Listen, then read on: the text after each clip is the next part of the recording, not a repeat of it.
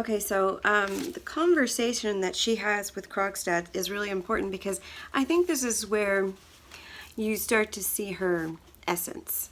You know, and you have an identity, and I think this is true of us too.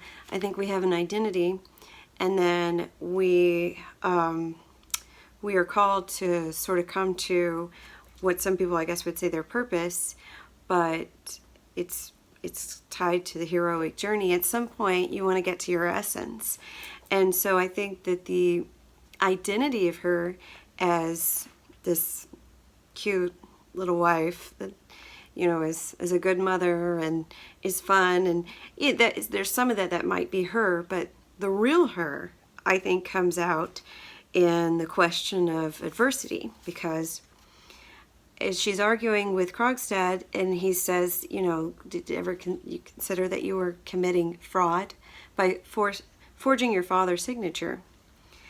And it was the only way for her to do it. So she says, I couldn't take that in account.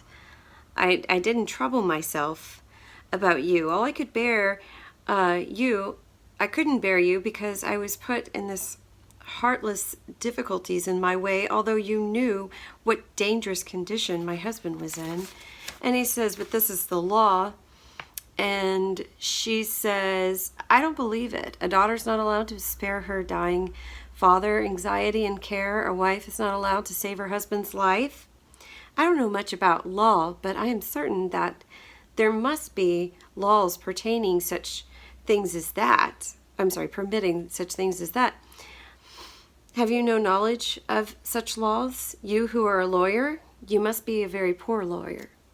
And he says, well, maybe, but this is a matter of business. So every time she turns it into a real moral question, I think, he turns back to his definition of what's moral is what's written, the written law. That's what we can, only what we can judge is what we're looking at, which is also kind of ironic because he's done the same thing. And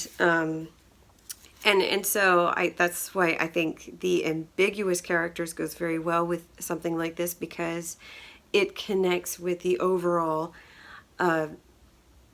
meaning of the piece as a whole, as what you're trying to look at is morality is ambiguous. So it's always just questionable, and you could do a lot with that essay. But I just want to end here, and then I'll make a different video tomorrow. But Nora does try to ask what happened with Krogstad. Is there any way that you could forgive him or anything like that? And what he has to say is kind of petty in a way. I think it's here, if I'm not skipping ahead. But, oh no, I don't know that he says it. This is basically the first time she'll ask him. And he says, it most seems commonly to be the mother's influence, though naturally a bad father's would have the same result. Every lawyer is familiar with the fact. This Krogstad now, who's been persistently poisoning his own children with his lies. Now he's also trying to feed his children. But that's why he says he's lost all his moral character. That is why my sweet little Nora must promise me not to plead his case. Give me your hand on it. Come, what's this? Give me your hand. There, now that's settled. I assure you it would be quite impossible for me to work with him. I literally feel physically ill when I'm in the company of such people.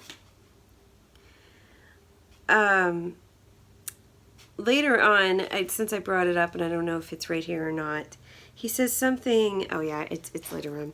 But later on he'll say something about, he calls me by my Christian name in public. So just think about what kind of character is Torvald, and does his humanity exist beyond what he sees as social, society? Can he actually judge things based on like what his wife does, based on his own conscience? Or is he just kind of manufactured in a way? So I'll do another video since this is long for Act 2. Thanks. Bye.